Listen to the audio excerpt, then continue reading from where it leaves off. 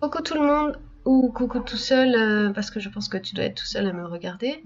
Aujourd'hui, on va faire une petite présentation pour un digital painting d'une petite fille en style un peu chibi. Donc j'avais fait très vite un dessin que j'avais mis en faible opacité pour me guider. Mais c'est un dessin qui est vraiment pas très très joli, quoi, qui est très maladroit. Donc ensuite je l'ai mis en très faible opacité et là je repasse à grands traits vraiment pour faire un croquis plus rapide, qui va me guider aussi en fait.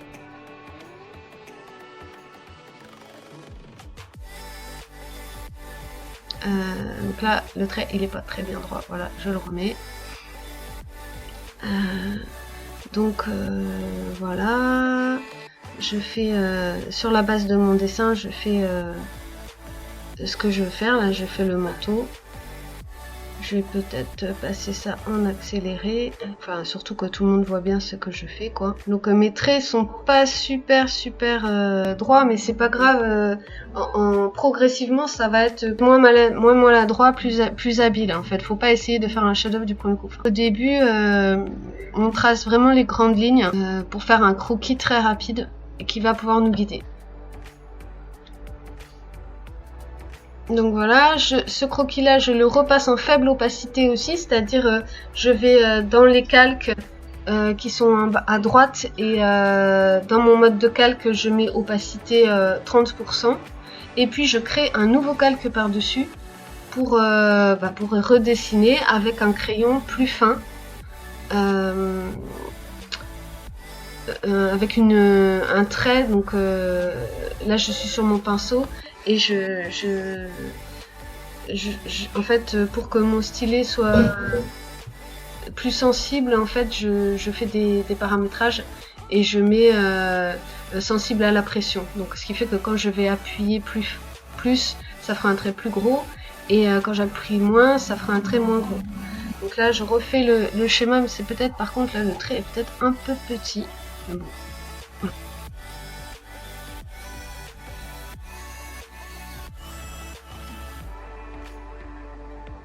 Donc j'essaye d'avoir des lignes les moins malhabiles possibles. Pour ça, j'ai un petit logiciel qui s'appelle Lazy Lezumi que j'ouvre en même temps que Photoshop et ça aide à stabiliser la ligne. Donc c'est un logiciel qui est payant, enfin au bout d'un certain temps il est payant, je crois qu'on a un certain nombre de jours gratuits pour l'essayer, c'est peut-être 30 jours ou 40 jours, je sais plus. Et puis ensuite il est payant mais il est pas très très cher, hein. C'est entre je sais plus, c'est peut-être une dizaine d'euros, peut-être une vingtaine d'euros au maximum, quoi. Donc et quand même il aide bien à avoir des traits. Alors c'est pas des traits vectoriels, hein, ça reste quand même, on voit que c'est fait à la main entre guillemets, mais les traits sont moins tremblants que s'il n'y avait pas les Ilezumi.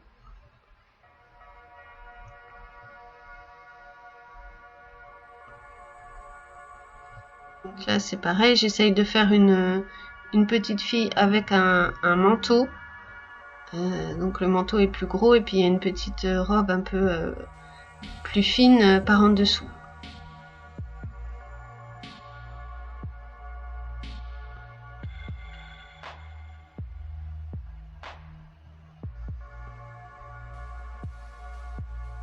Donc pour la dentelle, c'est juste des petites courbes, en fait, plein de petites courbes que je me fais ensemble. Comme c'est en style chibi, en fait, je fais des pieds et des mains très stylisés. C'est en fait les pieds et les mains, c'est ce qu'il y a de plus difficile à dessiner dans les personnages. Donc du coup, c'est pratique le style chibi parce qu'on n'a pas besoin de faire trop des traits trop de détails, par exemple les doigts ou même la forme du pied est pas trop détaillée. Par contre les yeux doivent être vraiment très détaillés et très stylisés, très détaillés. Donc là je fais juste vraiment très vite un croquis des yeux pour placer le regard, mais Enfin, c'est plus du gribouillis pour l'instant et progressivement ça va se décanter quoi. Voilà, donc là je teste sans les lignes de soutien que j'ai mis en faible opacité derrière pour voir ce que ça donne. Donc c'est vrai que là le trait est un peu trop fin. Donc c'est pas gênant hein, si pour les cheveux, si les lignes se croisent, parce qu'ensuite on va gommer tout ça, ce qu'on appelle nettoyer le dessin. Donc ce qu'il faut au contraire, c'est que le trait soit libre et qu'il soit pas hésitant ou tremblotant. Et ensuite de toute façon, on peut corriger les lignes qui sont pas belles ou qui nous plaisent pas. Il suffit d'en refaire une autre et puis de gommer derrière quoi. Donc celui-là, je vais encore le passer en opacité 30%. Donc comme j'avais fait les yeux, un petit gribouillis à côté, il faut que je refasse les yeux en 30% aussi. Donc là, quand même, on a un croquis guide, en fait, qui devient quand même plus précis et qui va nous permettre, en fait, de plus décider de ce qu'on veut. Donc là, j'ai repris une forme un peu plus épaisse. J'avais un pinceau d'épaisseur seulement 7, donc là, je l'ai monté à 10. Je m'assure que j'ai une forme avec une pression de la plume. Je m'assure aussi que le diamètre minimal ne soit pas trop petit. Donc là, il y a un diamètre minimal à 14% pour que la ligne ne devienne pas trop fine. Même si je force pas beaucoup, la ligne sera quand même pas trop fine. Donc là, j'essaye d'enlever le maximum d'options qui sont pas forcément toujours très utiles. Et puis comme là je vais essayer de faire une belle ligne, je grossis en fait le trait. Donc on peut tourner la feuille hein, en cliquant sur la petite icône qui est juste au-dessus de la loupe en fait à gauche dans la barre de gauche. Donc moi qui suis gauchère, c'est plus pratique pour moi quand le petit personnage est tourné vers la gauche. Bah, en tout cas pour faire le côté droit bien évidemment. Après ça sera l'inverse.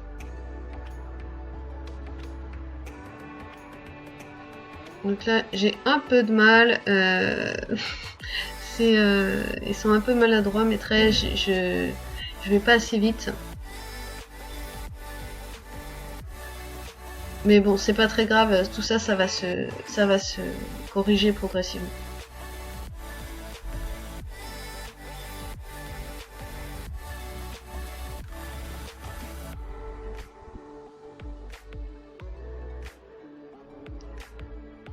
Normalement, si mon croquis a été bien fait, je dois avoir là toutes les indications visuelles pour pouvoir dessiner correctement ma ligne qui sera ma ligne définitive.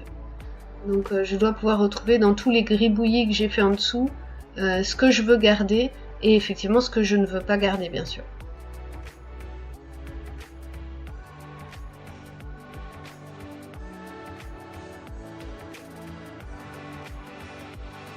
Bon là j'essaye de reprendre mon gribouillis pour les yeux et puis de le schématiser, mais en fait il faut aussi là c'est vraiment trop gribouillis, donc il faut aussi savoir s'éloigner du croquis parce que là j'essaye trop de reproduire et forcément ça va pas, enfin ça rend pas terrible, donc va falloir que je corrige ça derrière quoi. Donc, dans un premier temps je fais la ligne des yeux et puis ensuite, c'est sûr, il faudra retravailler par-dessus.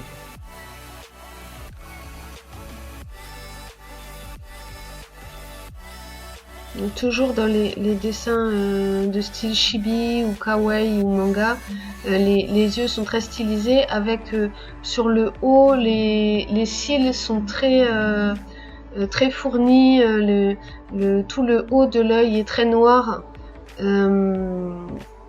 Pour donner une impression d'avoir des grands cils qui font de l'ombre sur le bas des yeux quoi.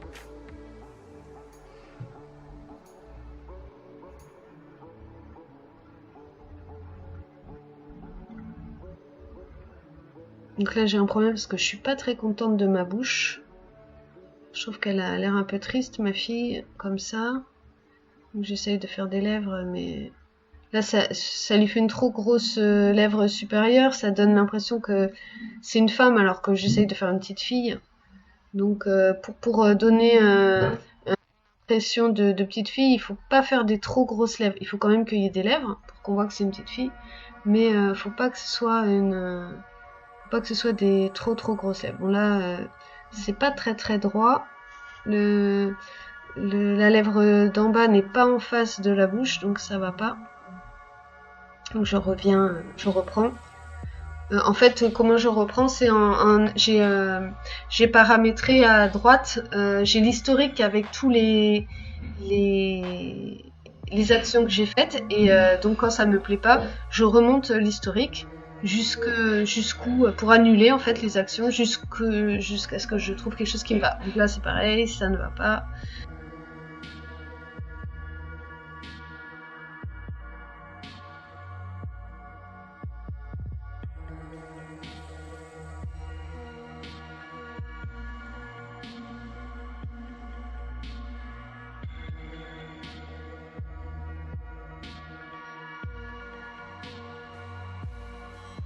Voilà, bon, j'espère que c'est pas trop gênant pour la vidéo, que j'ai courbé ma feuille vers la gauche. Donc je répète, hein, c'est parce que je suis gauchère, donc voilà. Donc là j'essaye de faire le manteau gros, donc je lui fais des coins arrondis pour bien montrer l'épaisseur du manteau en fait. Je fais pas des bords trop carrés, parce que des bords trop carrés ça laisse l'impression que ça serait par exemple une fine chemise. Donc s'il y a des bords un peu épais, il y a toute l'épaisseur quand ça tourne au bord. C'est pas ça tourne pas de façon sèche en fait, ça tourne de façon un peu plus douce, un peu plus ronde. Voilà, donc après il faut faire les mains, donc très schématisées, hein, comme j'ai dit, sauf que celle-là elle est pas droite, donc va falloir la reprendre derrière. La petite robe avec les petites dentelles, les petits qui font un petit peu volant pour une petite fille. Donc toujours pareil, hein, je fais des petits cercles. Après avec les couleurs on va schématiser et comme ça on comprendra bien que c'est pour faire de la dentelle. Voilà, donc les jambes. Donc j'aime bien ma jambe de droite. Donc j'essaye de refaire précisément comme elle est faite. Donc je trouve que ça fait pas trop jambe de petite fille encore, mais ça fait jambe de dame un petit peu. Mais bon, ça va, tandis que voilà, là j'essaye de changer un petit peu parce que j'aime pas trop comment c'est tourné, mais c'est pas évident. Voilà, on va montrer quand même un petit peu le mollet, mais voilà, c'est surtout la chaussure qui était trop décalée, donc voilà. Faut essayer qu'on puisse quand même si c'est très stylisé, il faut quand même qu'on essaye de pouvoir imaginer le pied dans le prolongement en fait. Donc c'est représenté par le positionnement de la chaussure bien sûr. Donc là je vais gommer les traits qui ne me plaisent pas. Donc il faut toujours prendre une gomme dure quand on gomme une line pour pas laisser de flou, sale, un peu grisâtre autour. Donc non, quand on gomme, on gomme. Et donc il faut une gomme dure, c'est-à-dire avec une opacité 100%, quoi. Et une dureté 100%. Après, on peut varier la taille de la gomme si on veut être précis. Il faut faire une taille plus fine. Donc ça permet comme ça de gommer quelques imperfections. Mais c'est important d'avoir une gomme vraiment à 100%. Il faut aussi s'assurer que la gomme n'est pas en mode de transfert. Et là, j'ai peur que dans voilà, on a aperçu de ce qui va pas. Qu'est-ce qu'il faut quelles sont les choses qu'il faut gommer sur la line, où sont les endroits où il y a des lignes qui se coupent, etc. Donc là je continue à gommer justement les lignes qui s'entrecroisent. Par contre, il faut... Enfin, voilà. Moi je fais pas du cel shading, hein, donc c'est pas grave s'il reste des petits trous dans la ligne. Après, pour ceux qui font du cel shading, en fait le cel shading c'est utiliser la baguette magique pour... j'en fais de temps en temps, hein, mais là, sur ce dessin là j'en fais pas.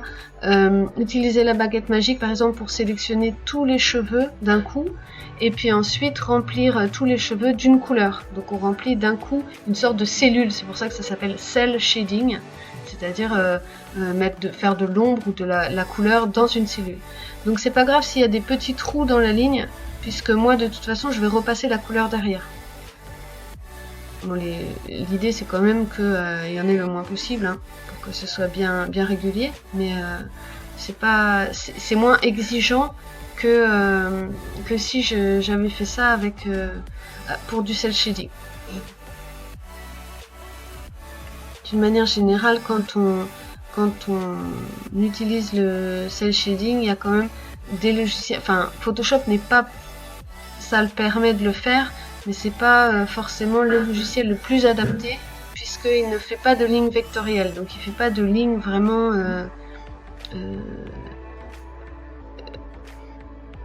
pas mécanique, mais de lignes qui ont un petit aspect industriel en fait, qui ont toutes la même densité, qui ont la même largeur. Là, Photoshop lui est plus spécialisé pour tenir compte justement de la pression, pour être un peu plus artistique, un peu moins automatique. Et donc c'est pas forcément le logiciel qui est le plus adapté, par exemple pour les mangas. Puisque ça laisse un peu plus part au côté artistique, au côté un peu imaginatif et créatif du truc. Donc c'est plus difficile du coup. À l'inverse, moi j'ai des difficultés avec ce logiciel pour avoir un rendu plus propre qu'avec des logiciels qui ont des comme Clip ou d'autres logiciels qui ont des lignes vectorielles, c'est quand même plus pratique. Bon, alors là je suis vraiment désolée parce que j'ai eu une interruption et du coup j'en ai profité pour refaire les yeux, donc j'ai pas filmé, donc voilà, j'ai refait les yeux parce que comme j'ai dit tout à l'heure, je trouvais qu'ils correspondaient pas vraiment à... Enfin, j'avais fait des gribouillis et au contraire ça correspondait trop aux gribouillis, donc il fallait les refaire parce que c'est vraiment un des trucs qui est important dans le style kawaii et le style chibi. Donc j'ai refait les yeux et puis là je vais continuer à finaliser un peu ma ligne, c'est-à-dire tous les traits noirs qui vont ensuite servir de base pour la colorisation. Donc là je veux faire je veux faire apparaître la petite robe qui est sous le manteau en fait, pour toujours donner cette impression que c'est une petite fille qui a un gros manteau. Et donc je lui fais un petit col avec toujours les petites dentelles pour rappeler un petit col à dentelle pour rappeler la dentelle du bas de la jupe. Et pareil, donc là je fais des petites manches à cette robe pour rappeler en fait tout simplement ce qu'il y a dessous en fait, la petite robe qu'il y a dessous. Donc là, comme j'ai la mauvaise habitude de ne pas nommer mes calques, j'ai toujours du mal à retrouver le bon calque qui correspond bien à ce que je fais.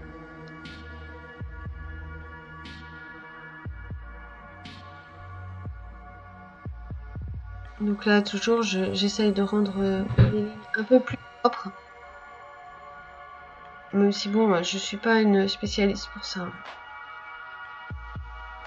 J'ai encore beaucoup à apprendre avec tout ça, mais bon, comme on a dit au début, on est là pour apprendre ensemble. Alors moi je vous montre en tout cas comment je fais, comment je progresse. Et puis je cherche toujours des vidéos sur YouTube pour essayer de progresser aussi, voir comment font les autres.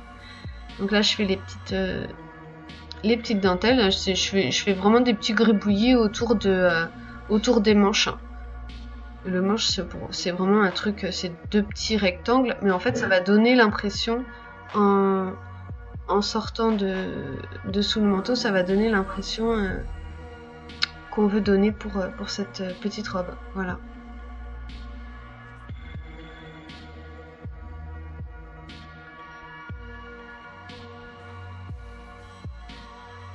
Donc là, c'est pareil, je m'en mêle dans mes calques.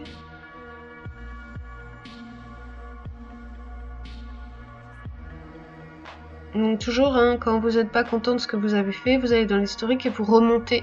Au lieu de faire annuler, annuler, annuler, ça fait gagner un temps précieux, quoi. Donc l'historique qui est à gauche.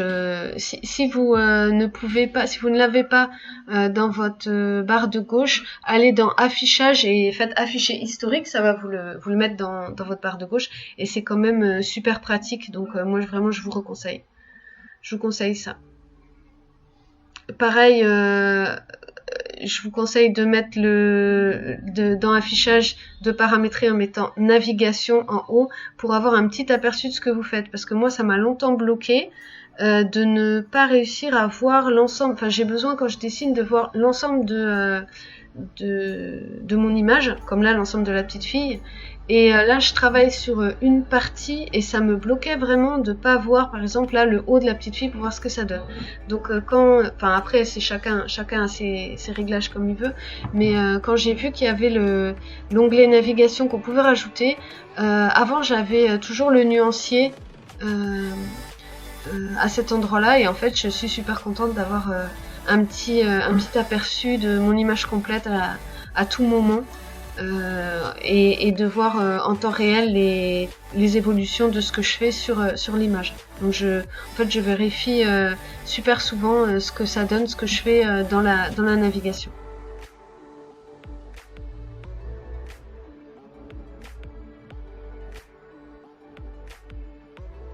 Voilà, donc j'essaye toujours de rendre plus propre ma ligne.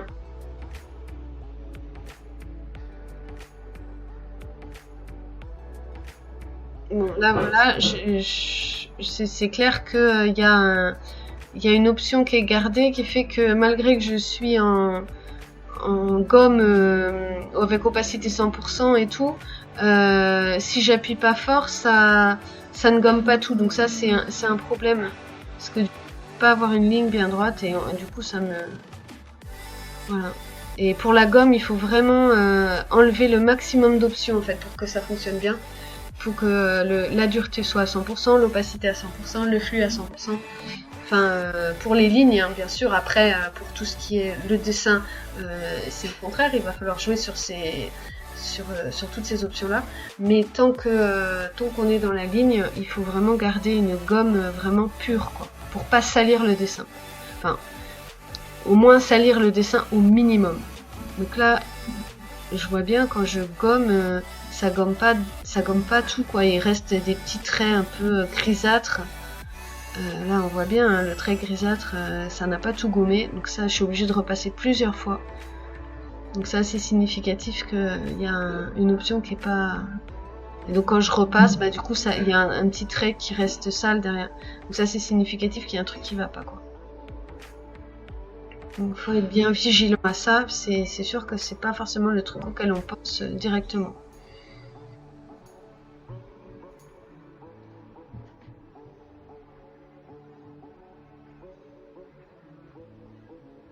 Donc là, je fais les petits genoux. Ça donne aussi l'orientation des jambes. C'est juste des petites virgules, en fait, hein, que je fais.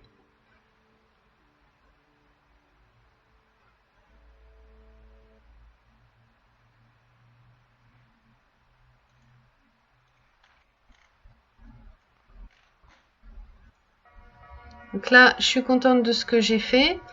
Donc je fusionne tous mes calques visibles pour avoir ma ligne sur un seul calque. Bon, auparavant, évidemment, j'ai désélectionné la feuille blanche qu'il y a derrière. Je l'ai rendue invisible, juste le temps de sélectionner toutes les lignes visibles. Et ensuite, j'ai fait réapparaître la ligne blanche, la feuille blanche. Comme ça, j'ai un fond blanc sur lequel en fond. Et puis j'ai un calque où j'ai toutes mes lignes. Là, c'est mon calque 8. Donc sous ce calque 8, je crée un nouveau calque qui s'appelle corps, où je vais mettre tout ce qui a un peu de la couleur de la peau, de la couleur chair. Donc là, je suis en train de chercher ma couleur chair. Donc faut que ce soit un peu dans les oranges, mais orange pâle en fait. Un peu jaune, entre le jaune et l'orange, ça dépend. Ça peut être aussi un peu dans les rouges, mais tout dépend de ce qu'on veut, de l'impression qu'on veut donner, quoi.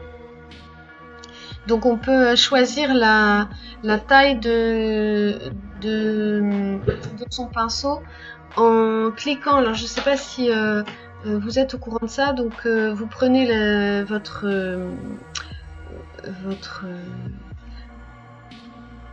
donc en fait faut prendre le pinceau numérique là, le pinceau digital.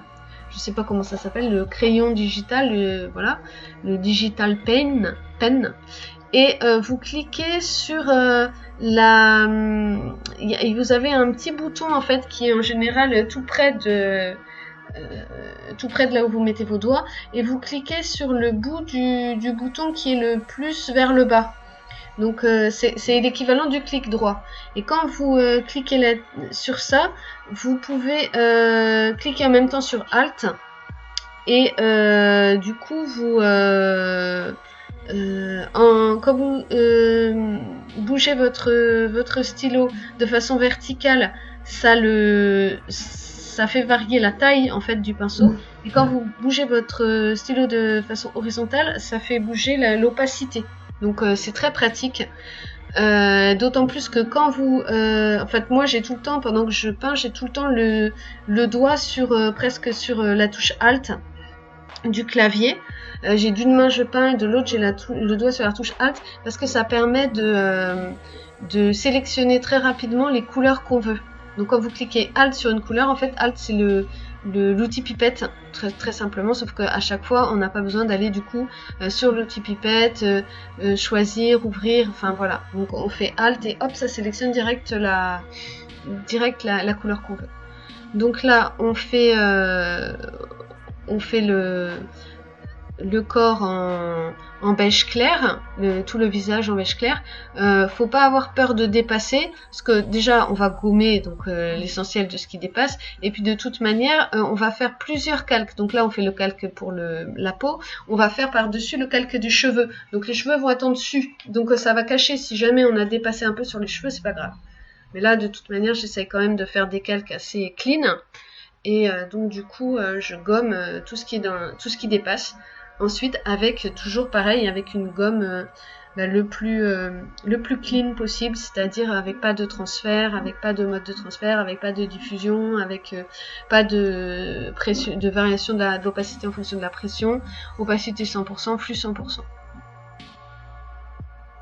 Voilà, pour que ça soit bien clair, là, je pense que c'est quand même assez clair.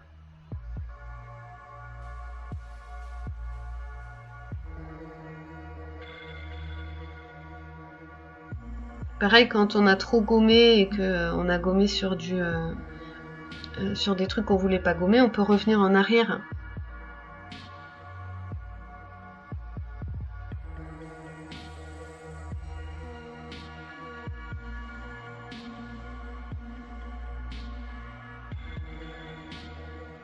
Donc revenir en arrière, c'est toujours aller dans l'historique et puis remonter pour arriver à un stade où on n'avait pas encore fait la bêtise. Voilà. Donc voilà le visage. Bon, après on va continuer avec tout le reste du corps, donc le cou, les bras, les jambes. Donc là c'est pareil, du coup j'ai redimensionné mon pinceau en faisant le petit clic de la molette, le clic du bas, le clic droit et Alt pour bien redimensionner, pour que mon pinceau soit plus petit, pour que ce soit plus fin et que du coup je dépasse pas quoi.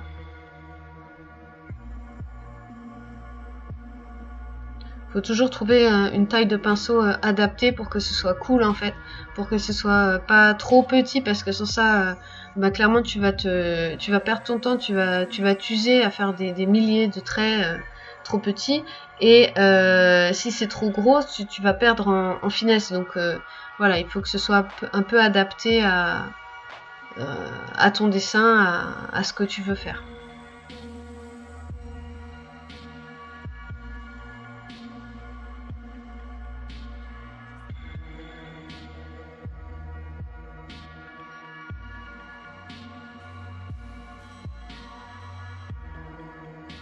Ce qu'il faut surtout éviter, c'est de laisser du blanc.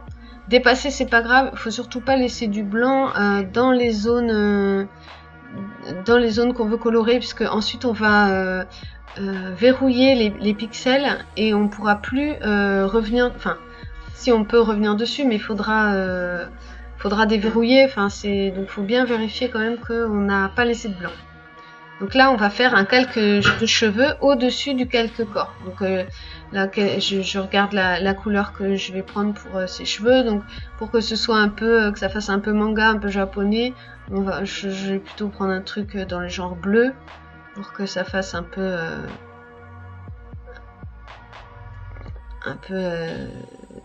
kawaii, culture japonaise, tout ça. Et là, voilà, là le pinceau il est un peu petit quand même, justement. Pas prendre un pinceau trop petit, mais bon, du coup on est obligé de faire beaucoup d'allers-retours pour couvrir une surface, voilà, alors qu'on n'a pas forcément besoin d'un pinceau aussi petit. Bon, par contre sur les mèches, là c'est bien d'avoir un pinceau plus petit, quoi. Même on dépasse en fait, même avec un petit pinceau, donc voilà. Mais c'est pas grave de dépasser, hein. Je répète.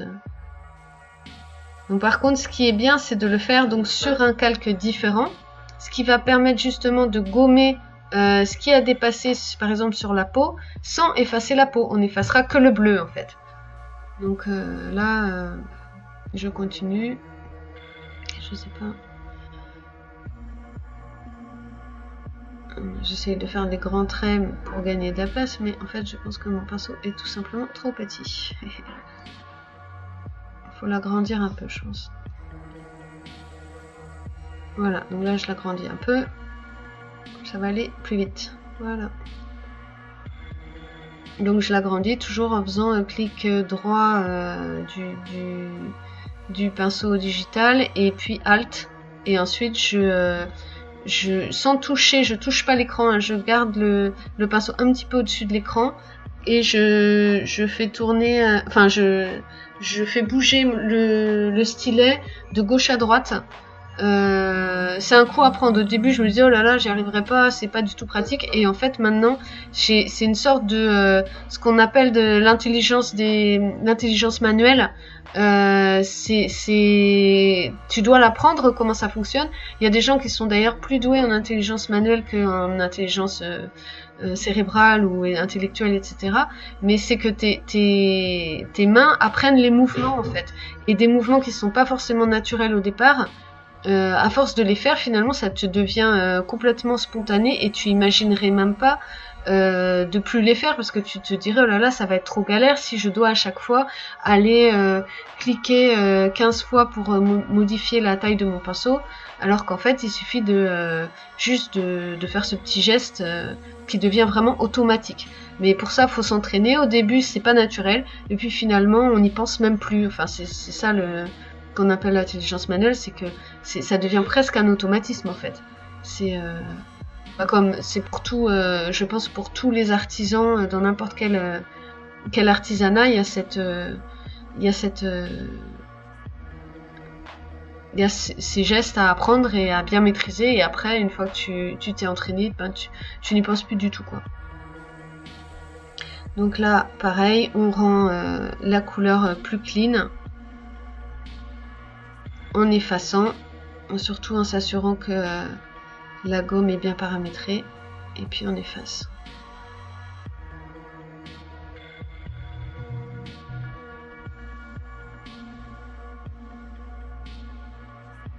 Donc là j'ai pris justement une gomme toute petite, et puis je remonte en haut je remonte dans mon historique parce que j'ai gommé un peu trop, quoi. J'ai gommé à l'intérieur de la ligne des cheveux, donc là il faut que rien ne sorte, mais par contre il faut quand même faut pas voilà, donc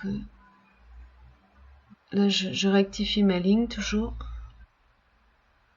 Donc c'est toujours un peu là c'est un travail un peu fastidieux, hein. Mais on voit que là ma gomme elle est pas bien paramétrée toujours. Et il reste des trucs bleu pâle. Même l'endroit où j'ai gommé, je suis obligée de repasser. Donc ça, c'est quelque chose qu'il faut absolument éviter. Donc là, évidemment, j'ai trop gommé. Donc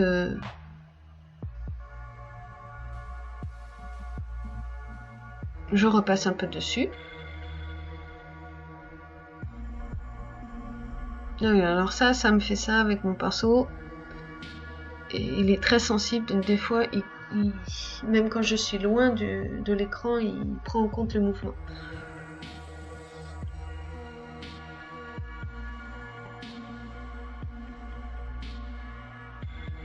Donc là, voilà, j'ai redimensionné encore mon pinceau. En fait, je fais ça, en fait, dans un dessin, on fait ça des dizaines de fois. Donc l'automatisme, il vient très vite, hein, même si au début, tu trouves ça galère. En fait, ce qui est le plus dur, c'est de trouver la bonne distance par rapport à l'écran. Moi, ça m'a fait râler pas mal parce que j'arrivais pas à trouver la distance par rapport à l'écran pour que ça réponde, parce que si en fait on clique pas droit en même temps qu'on appuie sur Alt, ça fait sélection de couleurs au lieu de faire dimensionnement du pinceau.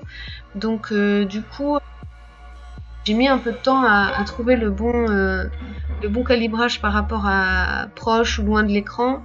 Donc il faut pas être trop loin, il faut être juste un tout petit peu au-dessus en fait. Et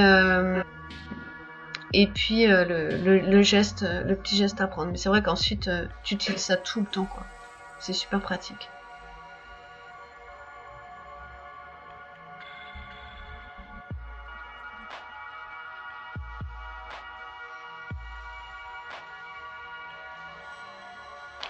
Je vais peut-être mettre un peu en accéléré après. C'est vrai que j'essaye là, je m'étais dit que j'en ferais un avec vraiment le moins d'accéléré possible parce que quand tu essayes d'apprendre, c'est agaçant quand tu peux pas voir exactement comment on fait les autres. Quand c'est super rapide, les vidéos, tu apprends moins bien, quoi. Donc là, l'idée, c'est quand même de montrer comment je fais, même si c'est pas génial ce que je fais, même si je sais que je suis une débutante. Mais au moins, on apprend ensemble et puis on progresse ensemble. Et les petits trucs que j'ai, je les partage.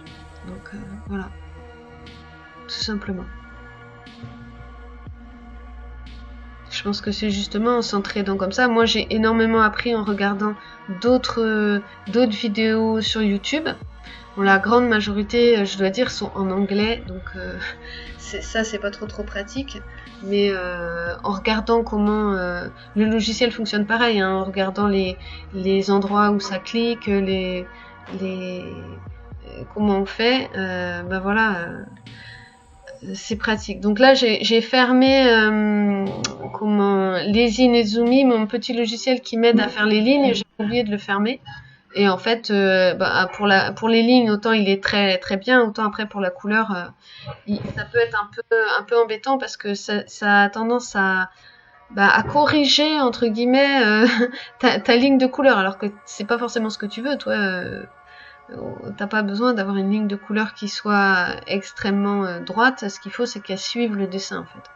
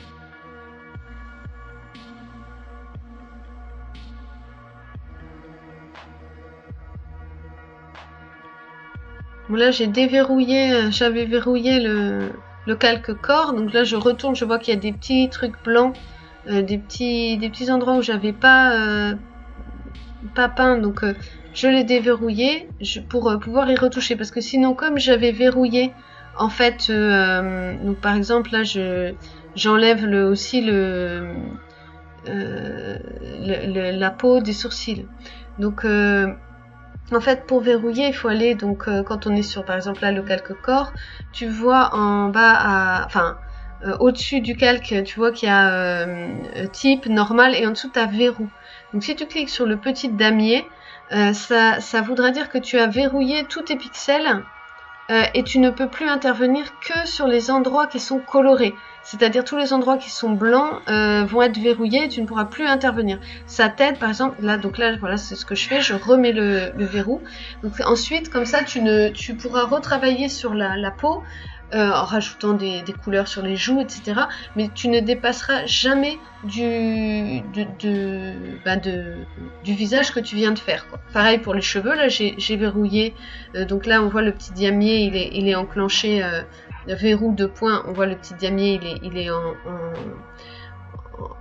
petit peu en gris, enfin enclenché, parce que tout simplement ça veut dire que je pourrais faire des teintes, des lumières, des ombres aux cheveux, je dépasserai jamais du bleu.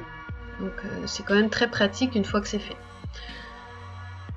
Donc voilà, donc là je pense que je vais essayer de faire une couleur pour le manteau.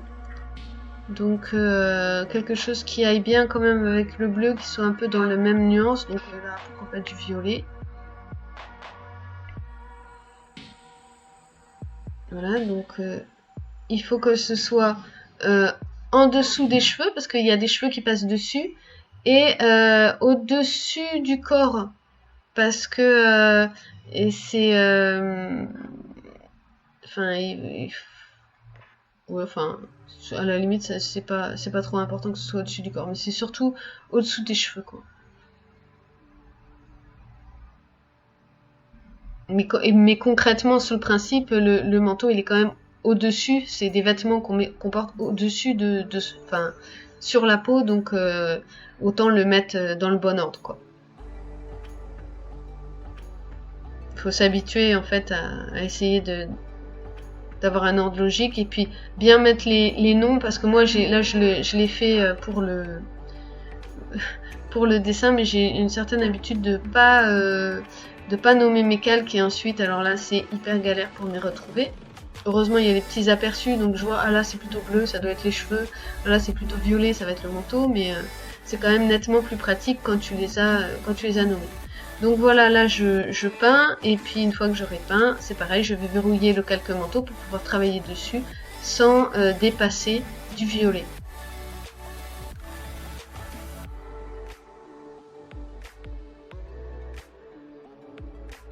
Je tiens à préciser qu'il y a quand même certains artistes qui peignent leur couleur de base d'une couleur complètement différente de la couleur de destination finale, quoi. Par exemple là le manteau, moi je veux le faire en violet, je sais qu'il y a certains artistes, j'ai remarqué ça dans des démos que j'ai d'ailleurs des gens qui s'y connaissent vraiment bien et qui font des trucs super, ils vont le peindre en gris ou en orange, enfin vraiment rien à voir, et ensuite ils vont verrouiller les pixels et ils vont travailler dessus et en mettant progressivement du violet jusqu'à faire complètement disparaître la couleur de base sur laquelle ils ont verrouillé. Donc là pareil, je change la largeur du pinceau pour pouvoir que ça soit adapté à ce que j'ai besoin de faire, quoi. Donc toujours pareil, en cliquant droit et avec Alt sur la molette. C'est mon petit truc. Voilà. Donc là je fais le commentaire après en fait avoir peint, donc je me revisionne tout ce que j'ai fait et je commente dessus, parce que je sais pas trop comment font les gens. Moi j'essaye de parler au fur et à mesure que je fais, mais souvent ça me fait faire des bêtises et j'en ai fait un pas mal. La plupart, je les ai commentés au fur et à mesure que je les faisais, mais je trouvais ça compliqué. J'avais l'impression aussi de m'embrouiller dans mes mots parce que j'étais concentrée sur ce que je dessinais, donc des fois les phrases que je prononçais, elles étaient pas très compréhensibles en fait. Hein. Dans ma tête, c'était très compréhensible, mais après quand t'écoutes ce que je raconte, c'était un peu plus compliqué. Donc là du coup j'ai dit je vais tout faire tranquille et puis ensuite je commenterai derrière. Mais du coup ça me pousse à faire des considérations un peu plus générales et pas donner tous mes petits trucs et astuces que j'utilise quand je peins. Et pourtant c'est ça que j'aime bien dans les petites démos que je vois sur YouTube, donc peut-être la prochaine fois je referai au fur et à mesure, enfin je sais pas, faudra que j'en fasse un peu dans un sens et d'autres un peu dans l'autre quoi. Avec des trucs, certains avec des trucs et d'autres plus posés où je parle derrière, où j'explique quand même d'autres choses.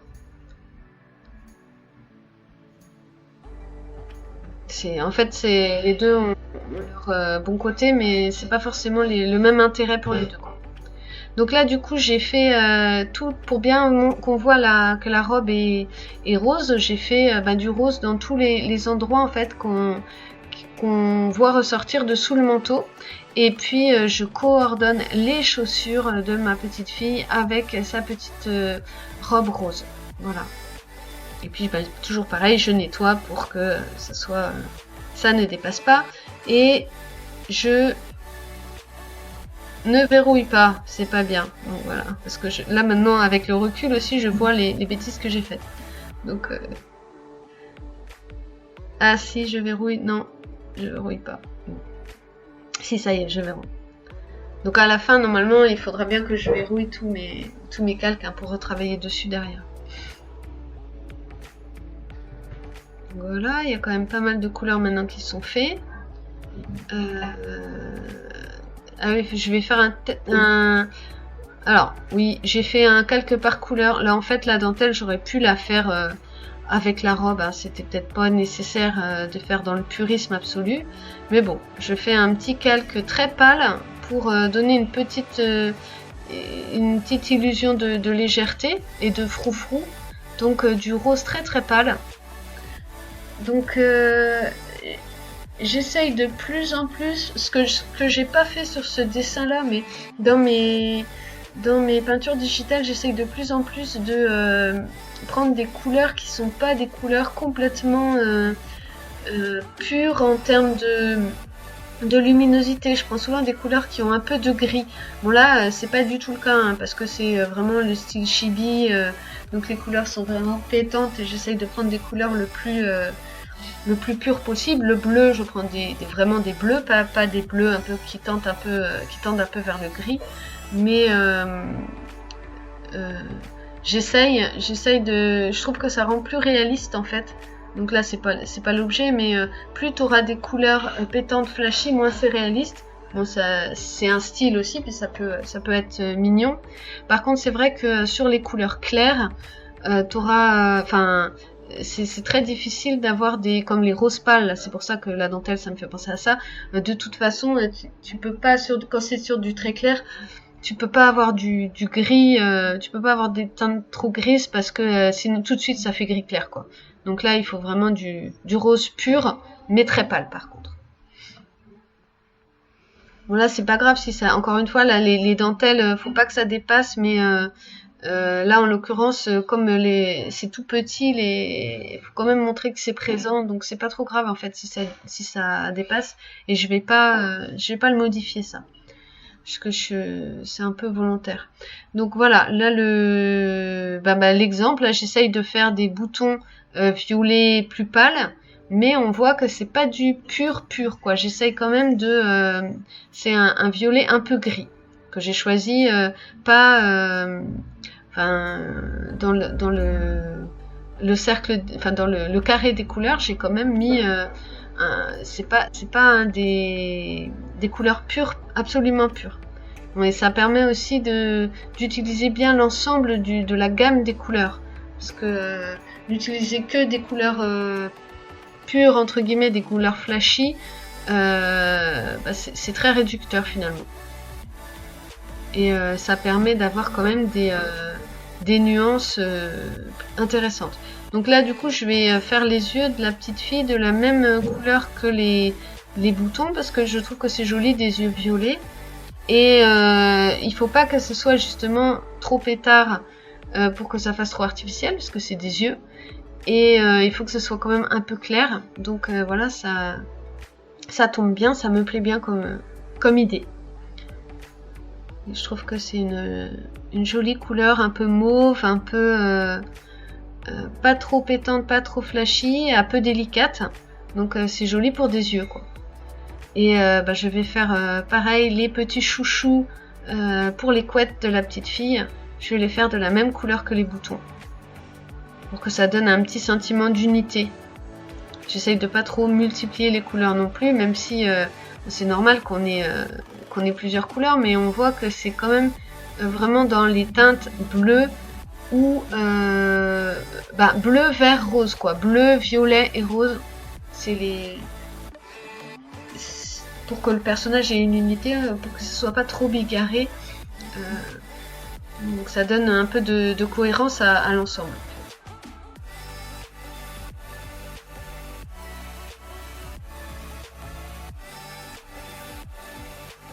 Donc voilà, là, les sourcils, ouais, je pense que c'est ça que j'ai vu aussi. Les sourcils, ça n'allait pas puisque ils étaient pas bleus, hein, alors que les cheveux sont censés être bleus, donc logiquement les sourcils doivent être bleus aussi.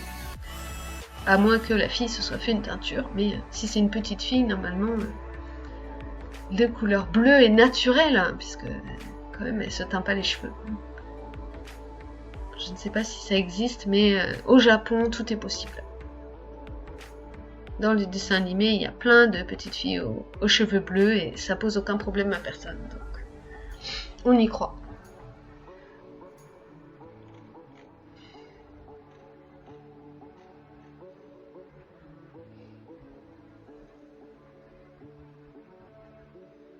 Voilà, alors en fait, les yeux, ils sont plus grands, hein. Là, j'ai fait vraiment que la pupille. En fait, il y a toutes les iris à faire. Donc, évidemment, il va falloir les faire d'une autre couleur. Et puis, comme je ne veux pas que le blanc de l'œil soit complètement blanc, je veux qu'il soit un peu... je veux qu'il soit un petit peu...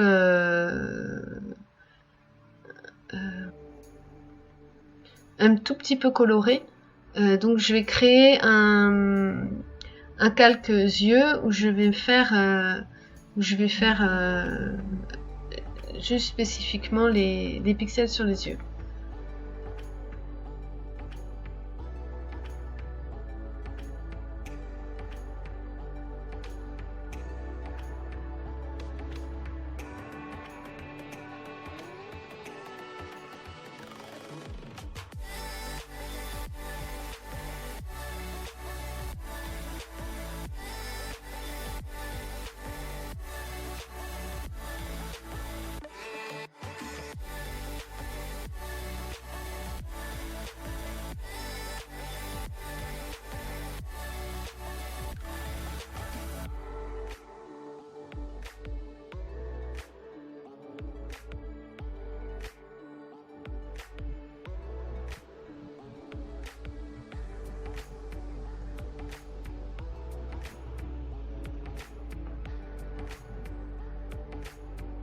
Donc pareil, hein, ce sera pas la couleur finale de la bouche.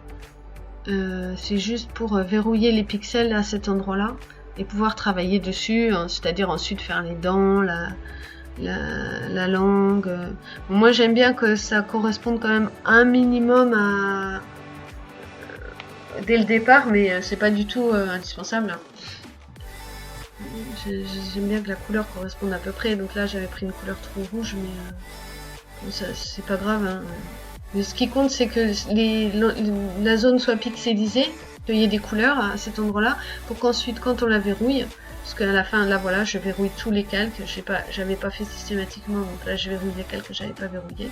Et donc derrière, ça va me permettre de travailler individuellement chaque partie de mon dessin sans dépasser sur les autres. Voilà, donc là je vais rouler les boutons, les yeux, je fais toujours verrou, et puis je clique sur le petit damier pour tout verrouiller. Voilà.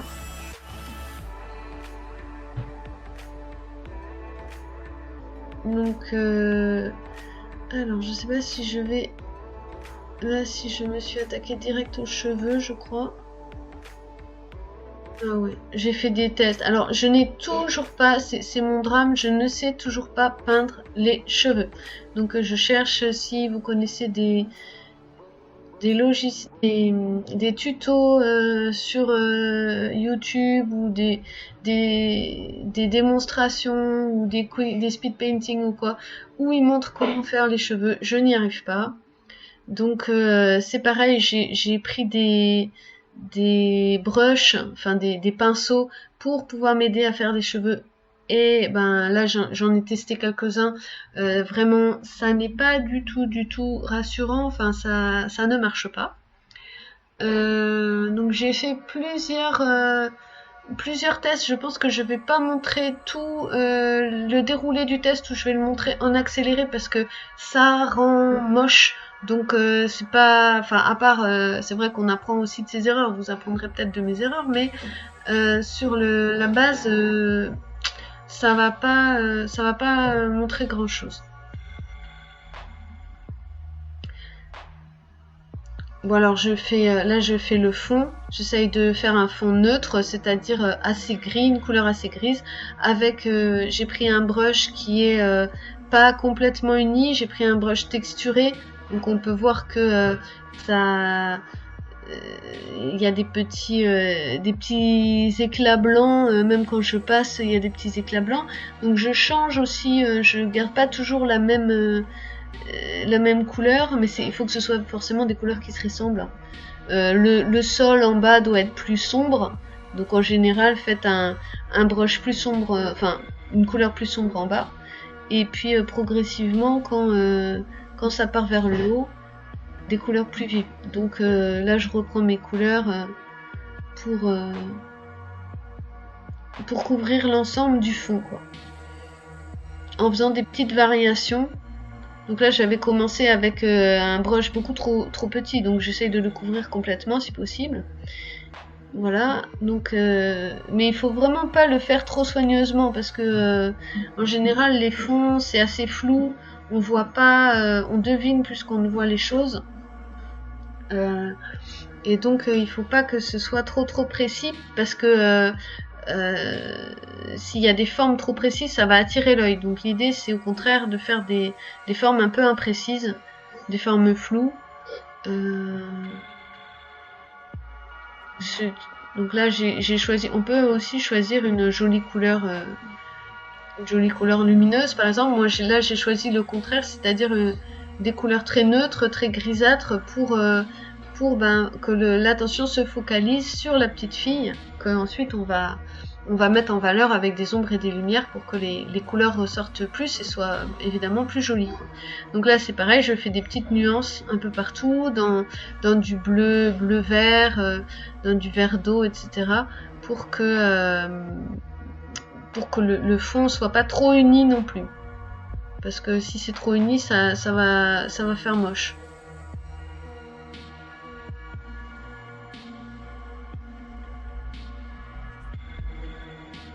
Là je rajoute des petites taches de vert, enfin, de vert très bleuté, hein, très gris. Voilà. Comme ça j'ai un bon fond, et puis je vais pouvoir me préoccuper d'autre chose. Donc faut surtout éviter qu'il y ait des formes qui se créent, quoi. Derrière le personnage, là si j'avais une petite forme verte, donc je l'ai estompée. Donc voilà, je vais essayer donc de faire les cheveux. Je pense pas que je vais tout passer. Je pense que je vais faire en accéléré très vite, juste parce que c'est pas intéressant vu que j'y arrive pas. J'ai fait 3 essais de cheveux.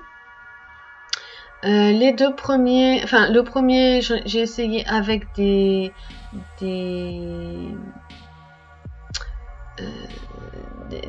des brushes, des pinceaux un peu originaux. Donc chaque fois je crée un calque, par contre je le mets en masque d'écrêtage, c'est-à-dire CTRL-ALT-G, ou alors aller dans calque, créer un calque d'écrêtage. Hein. Comme ça justement ça me permet de travailler, de garder ma base intacte, ma base bleue, de travailler sur un calque qui ne va pas déborder. Enfin, c'est toujours mon obsession de ne pas déborder, je verrouille, je fais des calques d'écrêtage. Donc ensuite on va pouvoir travailler dans la zone des cheveux, et si ça dépasse, et ben mon masque d'écrêtage, mon calque d'écrêtage ne le montrera pas. Donc voilà, j'essaye de faire des mèches plus claires, mais évidemment ça ne fonctionne pas, il va me falloir un peu, donc là j'ai l'impression que c'est parce que je fais peut-être avec un brush trop petit, donc je vais essayer plus grand, il va me falloir un certain temps. Soit je comprends pas comment fonctionne ce brush qui pourtant s'appelle Hair, donc ça doit bien servir à faire des cheveux, mais ou c'est moi qui sais pas m'en servir, mais là voilà, je vois pas comment on peut faire des cheveux avec celui-ci, c'est encore pire que l'autre. Donc bon, je vais mettre tout ça en accéléré parce que honnêtement l'intérêt pour l'apprentissage est très limité. En tout cas le mien, j'ai pas appris grand chose, et le vôtre, je pense que tu vas pas apprendre grand chose avec ça.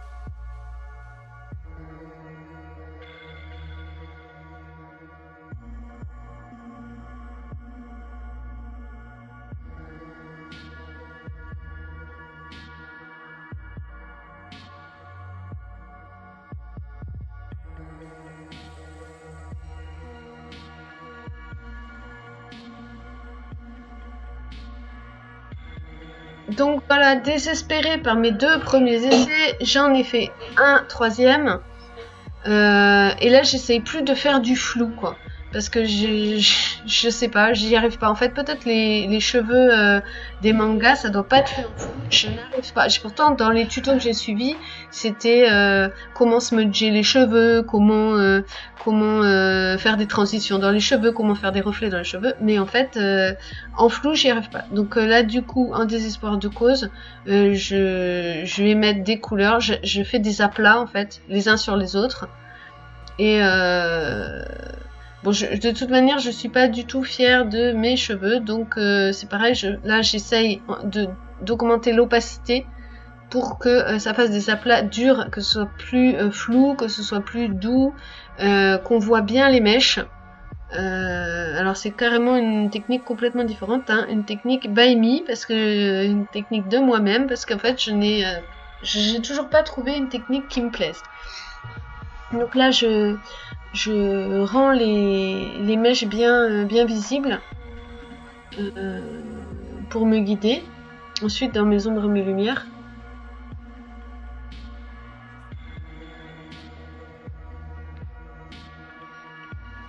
Bon, je vais peut-être le mettre aussi un peu en accéléré, peut-être moins vite, mais en accéléré quand même, parce que ça, vraiment, je suis pas fière de ce que je fais et je trouve pas que c'est très intéressant. Donc là, je peins un grand coup de brush les ombres. Donc on part du principe que la lumière vient de la gauche et que donc et d'une manière générale que les mèches qui sont dessous, enfin tout ce qui est dessous reçoit l'ombre de ce qui est dessus. Donc en fait, ce qui est à gauche et ce qui est dessous va être plus dans l'ombre, ce qui est à droite et ce qui est dessus va être plus dans la lumière.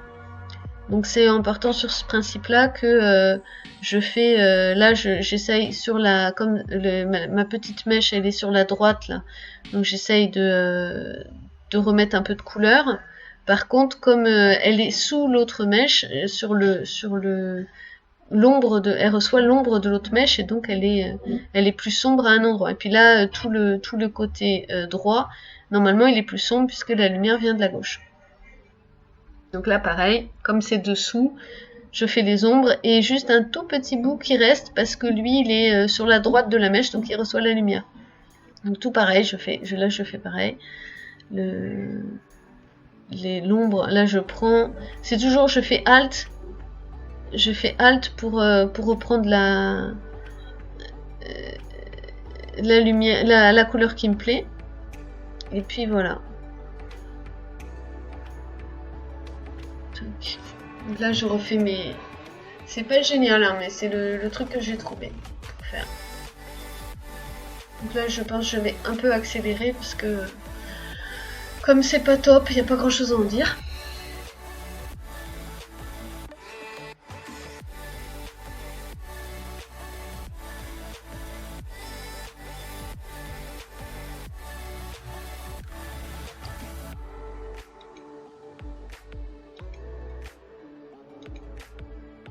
Donc là, je vais commencer... Alors non, c'est pas juste là. Donc là, j'ai mes ombres. Je suis relativement contente de mes ombres. Donc je vais commencer à faire les lumières. Donc c'est pareil, comme la lumière vient de la droite, tout ce qui est à droite et au-dessus va prendre plus de lumière et que ce qui est à gauche et en dessous. Donc là je prends pour faire mes lumières, je choisis un bleu plus clair. Donc là je suis vraiment dans des couleurs pures, c'est-à-dire des couleurs tout en haut du carré. C'est pas du tout mélangé de gris. Et évidemment quand on veut faire des couleurs lumineuses, il faut pas du tout les mélanger de gris. Hein. Autant pour faire les couleurs dans l'ombre, c'est mieux de rajouter du gris. Donc là j'ai toujours vu dans les tutos qu'il y a une espèce de petite couronne. Alors je suis pas douée pour faire cette petite couronne, mais j'ai bien compris qu'il fallait la faire. Ça donne l'impression que les cheveux sont lisses et brillants. Donc j'essaye désespérément de faire ma petite couronne de couleur claire.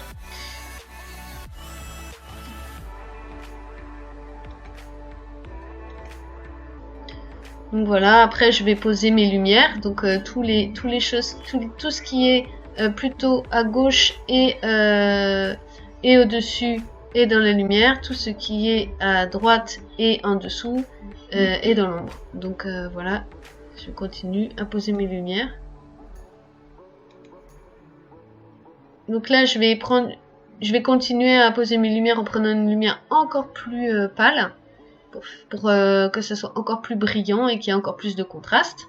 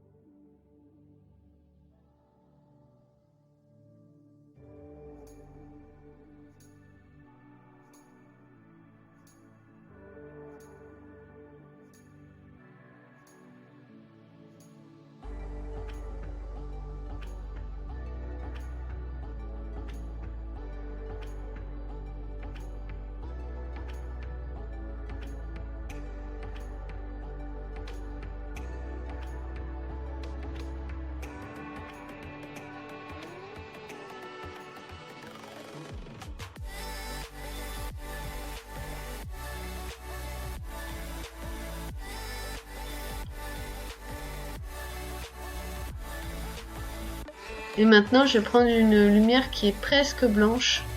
Je vais prendre une couleur presque blanche pour faire vraiment donner l'impression que c'est hyper lumineux, que les cheveux sont très très brillants. Je sais pas si c'est bien de faire comme ça, hein, mais c'est tout ce que je fais. C'est comme ça que je sais faire. Donc j'essaye de faire brillant et lumineux aussi sur les couettes, enfin un peu partout.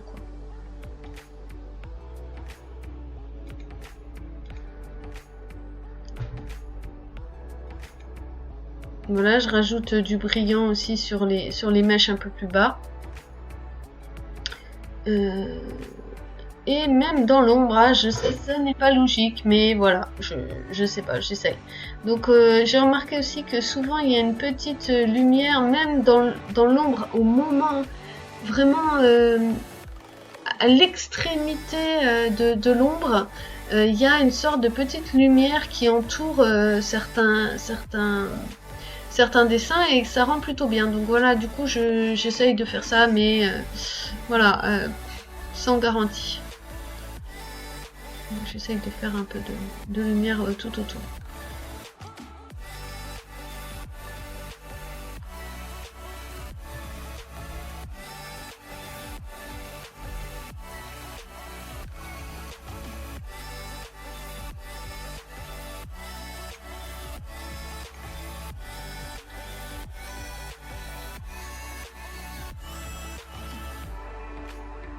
Voilà, donc maintenant on va s'occuper du corps, donc du visage et des jambes et des mains.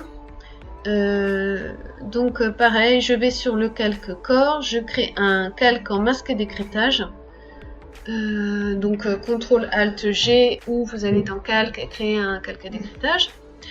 Ou un masque d'écrêtage, je sais plus comment ça s'appelle, enfin c'est la même chose. Et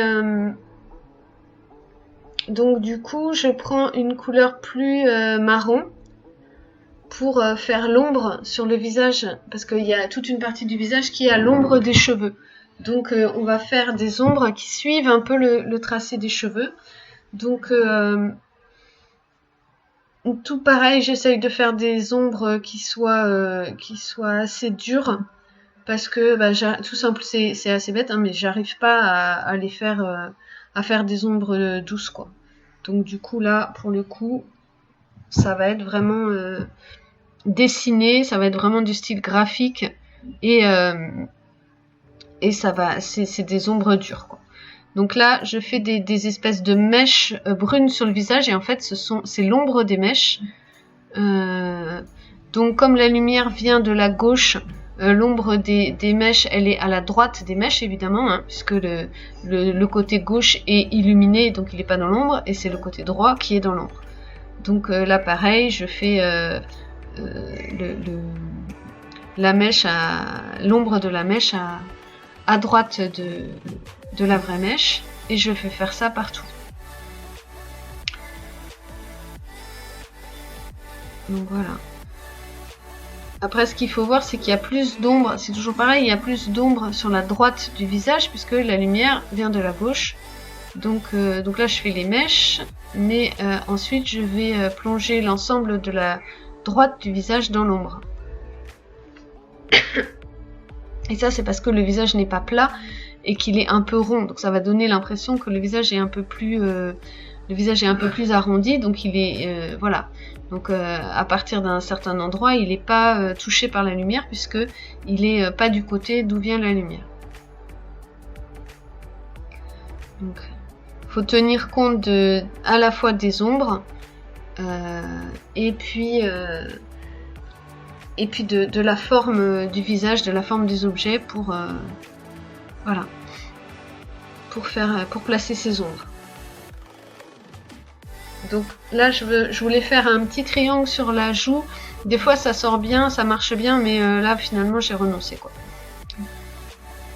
Parce que ça implique de plonger trop le visage dans l'ombre, quand même. Donc, du coup, au contraire, là, j'essaye de faire un visage qui soit pas trop marron. Donc, du coup, l'ombre ne va pas aller jusque-là. Voilà. Voilà.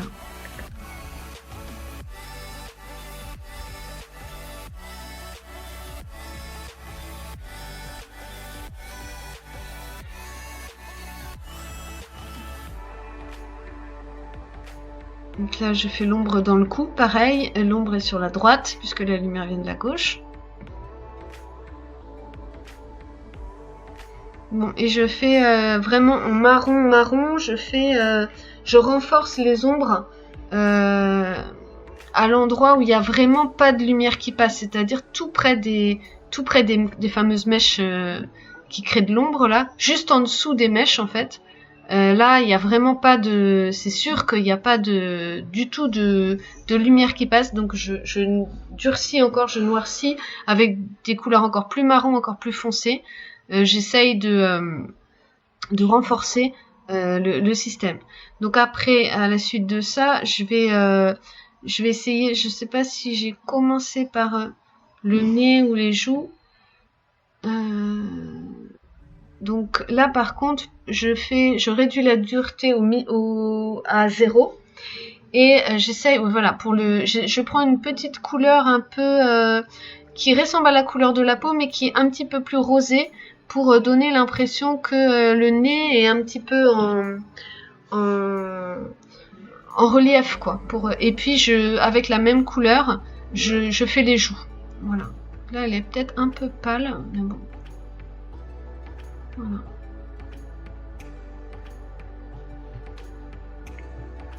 Et puis là, on voit plus la différence entre le nez et les joues, donc ça va pas. Donc voilà, voilà.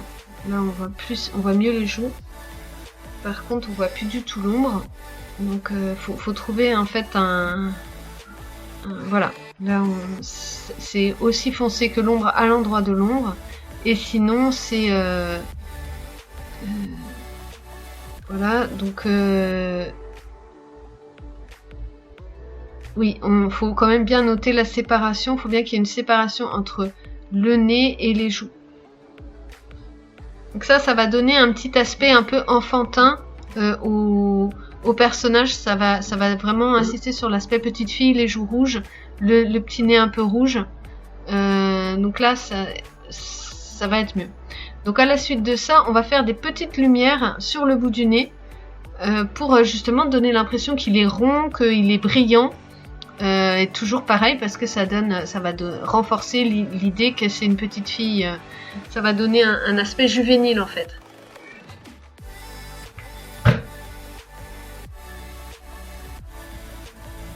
Donc faut que la lumière, la forme de la lumière épouse la forme qu'on imagine du nez, même si le nez là il est juste suggéré, c'est juste une petite virgule, mais il faut qu'on puisse imaginer un petit relief autour de ce nez, quoi, voilà. Et il faut aussi que là j'agrandis l'image pour que ce soit bien blanc, pour bien s'assurer que la lumière elle est dure, donc on n'est plus du tout sur une dureté 0, au contraire on est revenu à une dureté 100%. C'est des petites lumières et par contre avec une dureté 0. Une dureté 100%, pardon. Et donc là, pourquoi je dis dureté 0? Parce que pour faire l'ombre du nez qui est en dessous, là où j'ai pris les couleurs des joues pour faire l'ombre, ça aurait peut-être été mieux de faire avec une dureté 0, mais ce n'est pas ce que j'ai fait. Donc pour les lèvres, alors pour les lèvres, moi j'ai beaucoup de mal. Je prends en général la teinte de la peau un tout petit peu plus soutenue, mais vraiment presque pas. Et donc là, en l'occurrence, c'est du beige un petit peu plus foncé. Et ensuite, je vais renforcer progressivement en partant de la bouche et en allant vers l'extérieur des lèvres.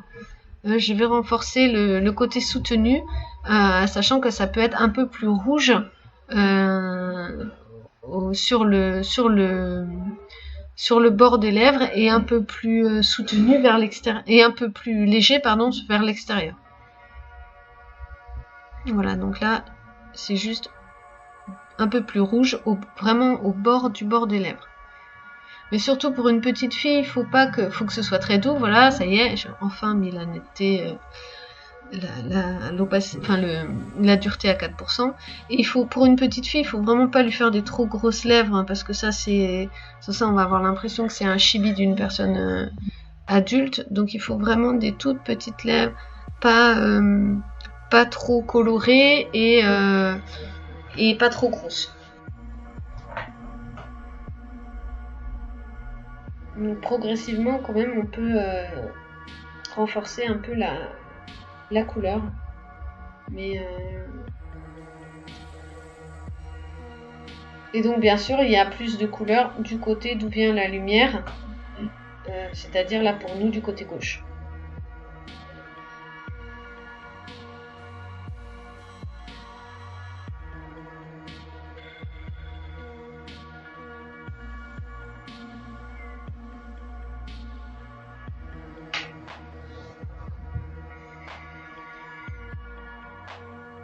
Et donc là, on va, pareil que pour le nez, on va faire des petites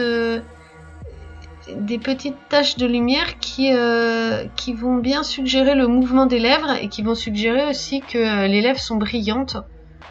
Donc ça, pour renforcer un peu l'aspect mignon, quoi. Donc là, c'est trop grand. Il faut pas que ça touche en fait les bords. Donc là, je vais reprendre pour faire des lumières plus petites. Voilà, donc là j'ajuste le pinceau pour avoir des plus petits highlights, comme on appelle ça, des plus petites lumières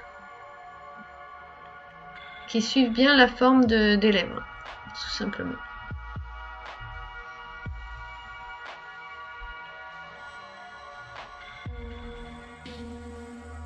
Et voilà. Donc en général, moi j'en fais un ou deux gros. Là, j'en ai fait, pour m'amuser, j'en ai fait plein de plus petits, mais ça suggère bien la forme des lèvres en fait. Donc c'est ça ça a un aspect montrer que les lèvres sont brillantes, et puis de l'autre côté, bien suggérer la forme un peu ronde des lèvres.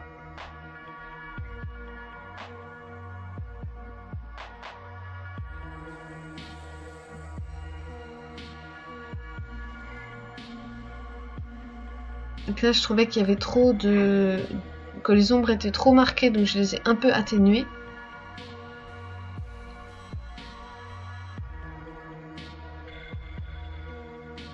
Donc là, je renforce la dureté, hein. C'est pareil, c'est le petit clic du stylet, clic sur Alt en même temps, et baisse, si tu veux avoir une opacité la plus proche possible de 100%, tu baisses ton stylet. Tu fais des mouvements de haut en bas. Si tu veux adoucir la dureté de ton stylet, tu fais des mouvements de bas en haut. Ça, c'est vraiment des trucs que, après, t'y réfléchis plus, ça devient instinctif, quoi. Faut se forcer à le faire au début, et ensuite on gagne un temps fou. Voilà, donc quelques ombres, pareil, toujours pareil, quelques ombres sur la droite, puisque la lumière vient de la gauche, quelques ombres sur le haut des cuisses pour montrer que la robe est au-dessus, donc la robe est dans la lumière, les cuisses, il y a l'ombre de la robe sur les cuisses, donc elles sont dans l'ombre. Voilà.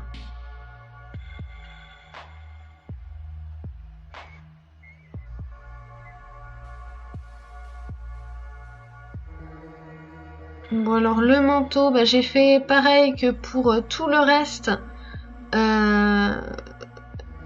pour mettre des ombres, en fait, les ombres à droite, la lumière à gauche. J'ai plus galéré sur la matière, donc je pense que c'est pareil, je vais faire en accéléré parce que ça va pas nous apprendre grand chose. J'ai pas tellement de trucs et astuces à donner sur le manteau.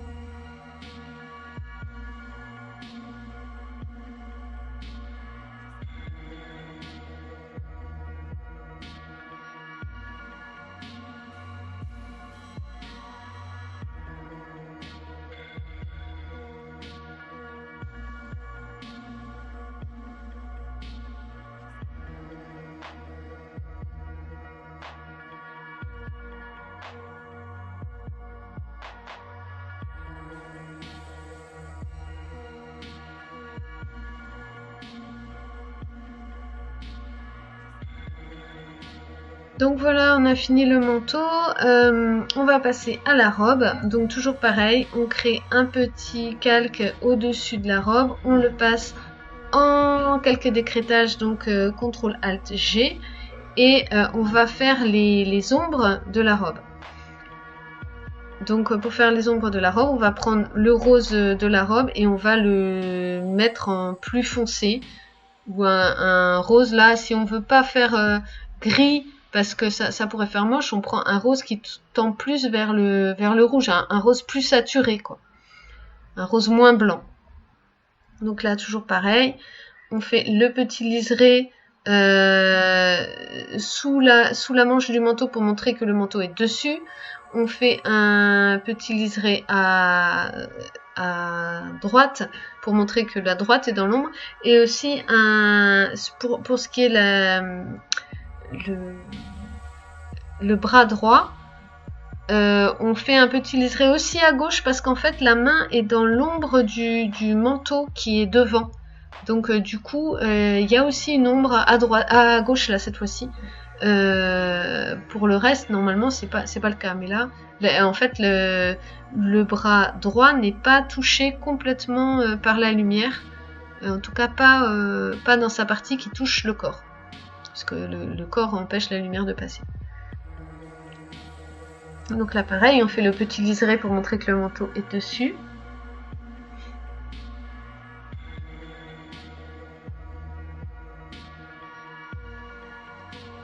Pareil pour les petits cols. Toujours le petit liseré à la limite du manteau pour montrer que le manteau est dessus. Et pareil,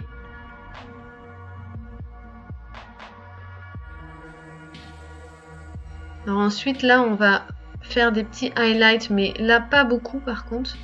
Des petits highlights pour montrer que la lumière vient de la gauche. Donc du rose, mais plus pâle, du rose plus blanc, plus lumineux. On essaye de le mettre à peu près à la même limite que le blanc lumineux du manteau, quoi. À peu près. Enfin, faut que ça soit logique, en fait, tout simplement.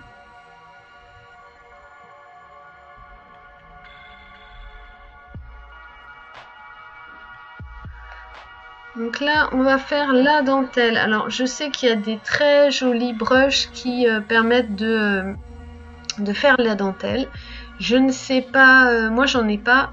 Donc j'ai cherché des brushes un peu originaux, des brushes un peu enfin moi j'ai des brushes de débris que ça s'appelle, donc qui permettent de faire des petits points un peu partout, un peu n'importe où, dans un sens un peu fouillis, un peu comme de la dentelle. Donc j'ai fait ça avec des couleurs un petit peu plus soutenue parce que j'avais commencé à faire des petites traces, ça n'allait pas. Donc du coup j'ai préféré prendre un brush. J'utilise pas énormément de brush personnalisés pour faire ça. En général c'est soit le brush dur, soit le brush doux. Mais là j'ai pris des débris, enfin tous mes brushes de débris, pour faire quelques petites taches en désordre, un peu plus foncées, pour donner cette impression un peu d'ombre et de lumière sur la dentelle.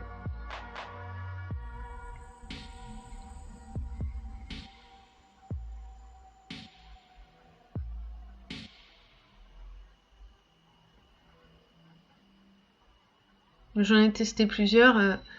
Les premiers brushes n'étaient pas du tout satisfaisants, donc j'en ai pris d'autres après qui allaient beaucoup mieux.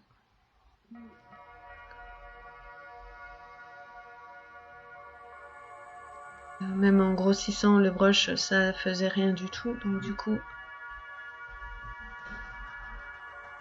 mais même en cliquant, en faisant tout ce que je pouvais, ça donnait rien, donc du coup j'ai changé de brush. Donc là c'est quand même un peu mieux. Le troisième va être encore mieux. Donc là j'ai cliqué plein de fois, hein, mais voilà. Et là j'ai trouvé un brush qui s'appelle Debris Rocks. Et il est vraiment super. Mais n'importe quel brush d'éclat comme ça peut faire l'affaire. Hein. En fait, je me suis pas acharnée sur les autres parce que ça m'aurait pris plus de temps, mais ça, même avec les autres, c'était possible de faire quelque chose. Il suffisait d'augmenter la taille en fait des débris et de jouer sur les paramètres, mais comme j'en avais plusieurs, je me suis pas amusée à faire ça. Donc voilà, des petites taches en désordre pour donner cette impression un petit peu dufteuse qu'a la dentelle.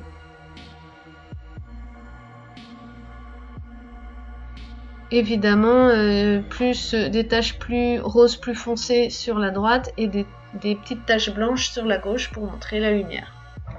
Ça, évidemment, sur le coup, ça va pas donner grand chose, mais c'est un ensemble après. Quand on regarde le dessin dans son ensemble, ça va vraiment donner l'impression que la lumière vient plus d'un côté que de l'autre.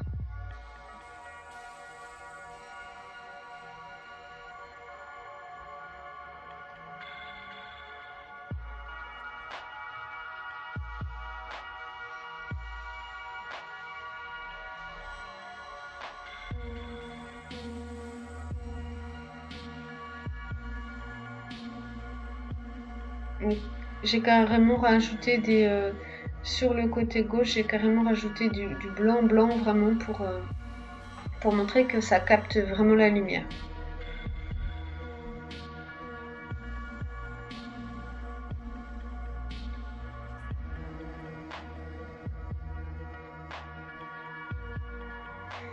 Pareil pour la bouche. Donc là évidemment c'est assez minutieux. Bon bah j'ai fait la langue d'abord.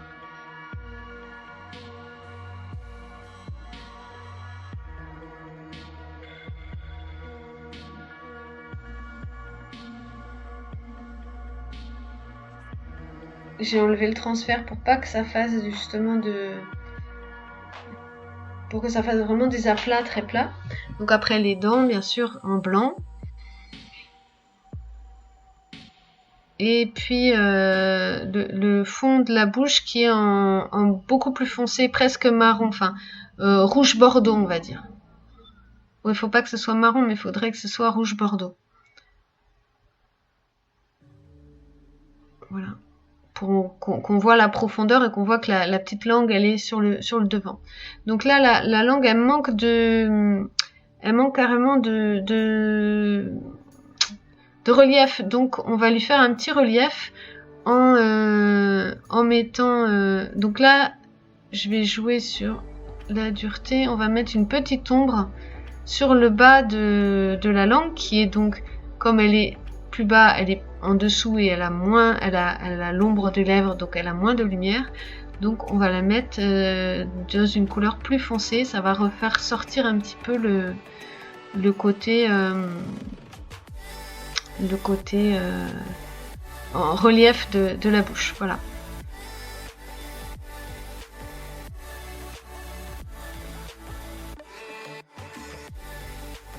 Donc là j'ai essayé juste de mettre des petits highlights sur la langue, mais je suis pas sûre que ça ait trop bien marché. Donc si on la voit bien la langue peut-être, mais là je suis pas sûre que c'était vraiment idéal. Mais bon voilà, j'ai essayé.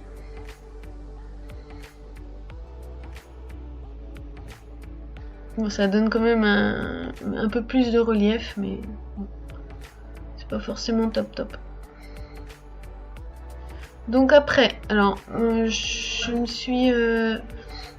j'ai fait exactement pareil que d'habitude pour les yeux, c'est-à-dire un calque en masque d'écrêtage. Donc là j'ai peint toute la en bleu un peu plus soutenu. J'ai peint... non, un bleu plus clair. J'ai peint toute la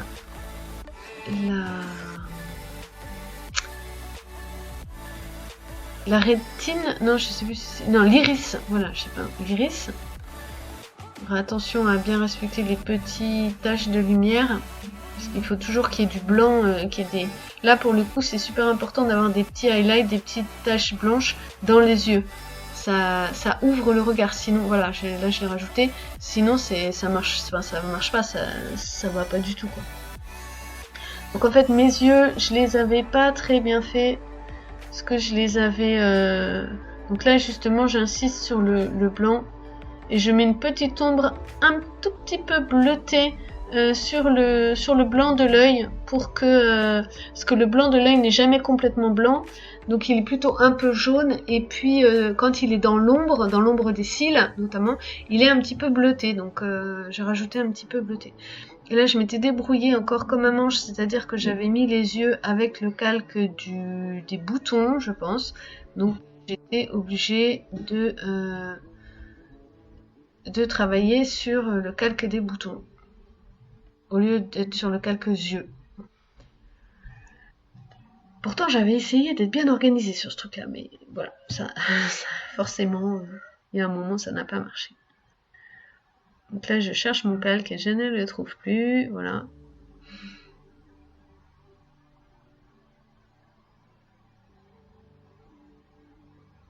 Voilà, je me souviens soudain que je l'ai mis dans le même calque que les boutons. Donc pareil, je fais mon calque d'écrêtage au-dessus, CTRL-ALT-G, je crée un calque, je le pose au-dessus, je fais CTRL-ALT-G, et ensuite je travaille là du coup sur la pupille, les deux pupilles qui sont en violet un peu plus foncé. Donc là je sélectionne avec l'outil lasso polygonal, je sélectionne la zone du regard sur le calque des boutons, et on va faire un dégradé pour que Enfin, je trouve ça joli parce que ça donne une notion de reflet dans l'œil un petit peu. Donc je choisis mes 2 couleurs du dégradé. Je vais sur l'outil pot de peinture là et je prends pas pot de peinture justement, je prends dégradé. Et donc ensuite à cet endroit là, il suffit juste de tirer un trait. Voilà. Et on tire un trait et du coup ça crée une ombre dans l'œil quoi. Enfin ça crée un petit dégradé.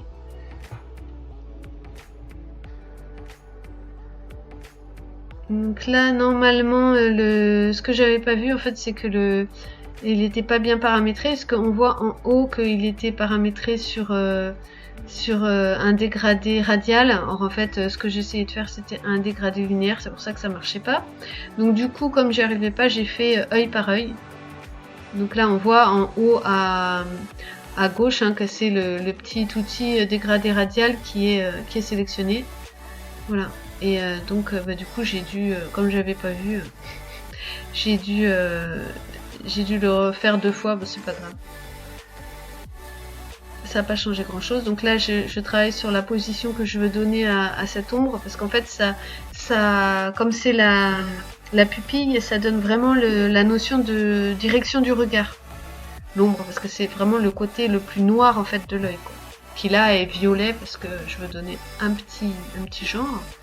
Donc pareil, du coup, avec le lasso, je crée une sélection et puis c'est pareil, je refais la même chose avec l'autre œil. Donc le problème que j'ai eu, c'est qu'effectivement quand on a un dégradé linéaire et pas radial, qu'on a sélectionné bien comme il faut linéaire, on peut le faire en même temps sur les 2 yeux et ça donne pas l'impression de loucher. Donc ensuite là j'ai pas mal galéré pour que ça donne pas l'impression de loucher, pour que ça donne l'impression que les 2 yeux regardaient au même endroit. Et même je trouve que malgré que c'est quand même mieux, mais on dirait un petit peu qu'elle louche et c'est lié à ma fille et c'est un peu lié à ça. Non, c'est pas grave. Ça se voit pas trop. J'ai réduit quand même le décalage au maximum, mais voilà. Donc une fois qu'on a fait ça, on va faire encore plus de petites lumières, parce que c'est vraiment ça qui donne l'aspect kawaii pour les yeux. Donc c'est vraiment des petites lumières blanches à créer. Donc là ah oui non, là je sais pas pourquoi j'ai voulu faire du violet, mais ça ne marche pas, donc voilà, j'ai vite renoncé. Non, mais ça ne marche pas, ça, je sais pas pourquoi j'ai fait ça.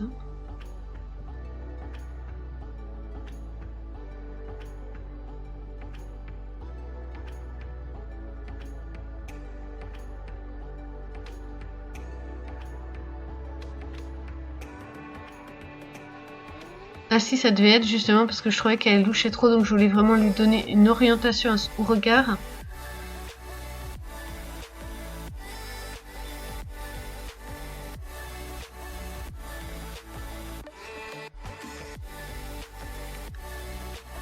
Voilà.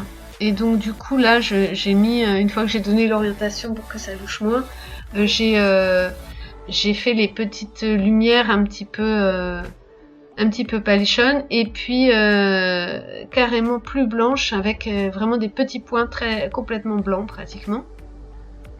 Donc là il y a pas mal de petits highlights, donc ça donne l'impression qu'elle a des yeux très brillants, très humides en fait, plein d'émotions, plein de vie.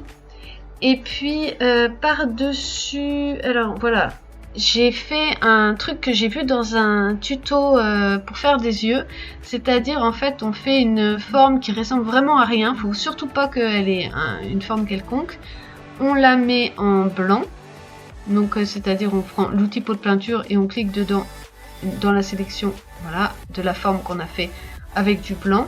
Donc là, je ne sais pas pourquoi, normalement, il n'y avait aucune raison que ça soit sous les petits highlights. Là, ça me l'a mis, c'est un bug du truc, ça me les a mis au-dessus, bon, c'est pas grave. Ça me les a mis en dessous, là, normalement, c'est au-dessus, puisque tu fais ça au-dessus. Donc là, ça les a mis en dessous, c'est pas grave. Donc, ce qu'il faut ensuite, c'est... Ah oui, il faut... Pour que ça soit au-dessus, en fait, il suffit de créer un autre calque d'écrêtage et de le mettre encore en dessus. Donc là, créer un nouveau calque et le mettre en dessus. Et ensuite, c'est mieux parce que ça permet justement de faire varier l'opacité juste pour... voilà, donc on crée le calque, on le met en calque d'écrêtage, CTRL-Alt-G. Et comme ça, ça va permettre de faire... On recommence avec la petite forme qui ne ressemble à rien. Tac. On recommence avec l'outil lasso polygonal. Là, on prend n'importe quelle forme. Voilà, toc, toc, toc, toc. Faut que ça ressemble surtout à rien du tout. On met du blanc dedans. Et là, on fait varier l'opacité. C'est-à-dire, on va dans les calques, là, en bas à droite. Et à l'endroit où c'est marqué opacité, on désélectionne bien sûr. Donc là, moi j'ai fait un truc, je suis allée sur déplacer, j'ai dû faire Alt, je pense, ou Maj, un truc comme ça. Et ça permet de copier-coller pour le deuxième œil, comme ça la forme est exactement la même. Et donc on réduit l'opacité. Là, je suis en train de réduire l'opacité sur le calque à 30%. Comme ça fait un petit reflet, comme si on devine un peu que ce qu'il y a en face de la petite fille qui se reflète comme si elle est devant une fenêtre ou devant quelque chose ou devant un nuage et que ça se reflète dans les yeux de la petite fille. Donc du coup, ça donne encore plus de vie à ce regard. Voilà. Donc ça c'est un peu marrant à faire parce que justement c'est pas compliqué et c'est voilà, ça permet de ça marche plutôt bien en fait.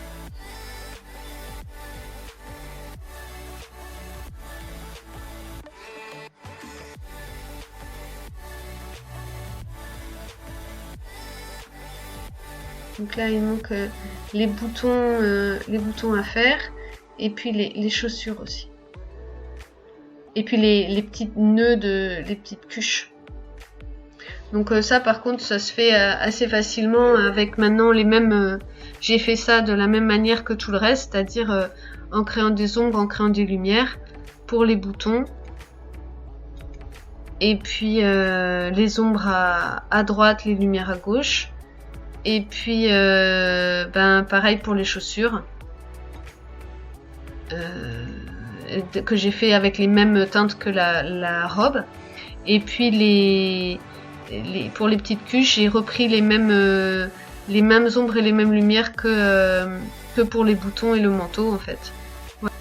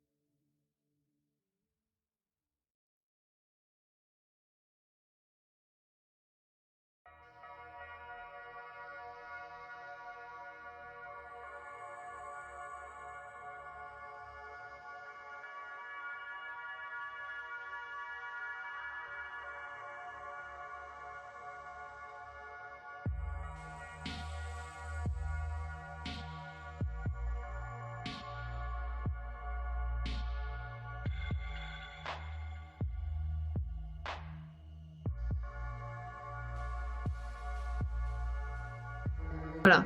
Donc pour finir, j'étais pas contente, enfin je suis toujours pas contente de mes cheveux, donc j'ai vraiment grossi le trait, j'ai vraiment repris les petites lumières qu'il y a sur le haut du crâne parce que je me suis laissé dire qu'il faut faire comme ça, mais voilà, c'est pas, je suis pas super fière de ces cheveux. Mais bon, quand même globalement, je trouve que je trouve que ça progresse par rapport à mes débuts et j'espère que ça t'a plu, que tu as appris des choses et si c'est le cas, mets un petit j'aime à la vidéo parce que ça me fera plaisir, ça me permettra de me rendre compte que ça sert à quelque chose que je fais. Et puis si tu veux pouvoir être informé pour mes prochaines vidéos, n'oublie pas de t'abonner. À bientôt!